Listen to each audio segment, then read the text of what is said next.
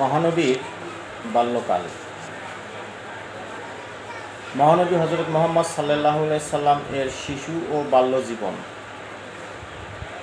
কেটেছিল অতি দুঃখ কষ্টের। জন্মের পূর্বেই তিনি হারান তার পিতা আবদুল্লাহকে। মাত্র 6 বছর বয়সে হারান তার স্নেহময়ী মা আমিনাকে। তারপর তিনি দাদা আব্দুল মোতাল্লিবের কাছে লালিত পালিত হতে থাকেন। 2 বছর পর তার দাদাও মারা গেলেন। চাচা আবু তালিব ও ইয়াতীমের লালন পালনের দায়িত্ব নেন। তার ছেলেবেলার দিন কেটেছিল বড় অসহায়, দুঃখ কষ্ট, অসচ্ছলতার মাঝে। অবশ্য পরবর্তী জীবনে এসেছিল সচ্ছলতা।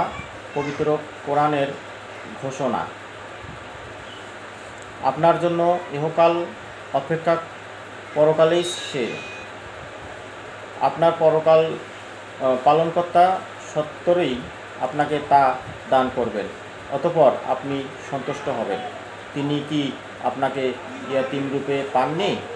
অতঃপর তিনি আশ্রয় দিয়েছেন।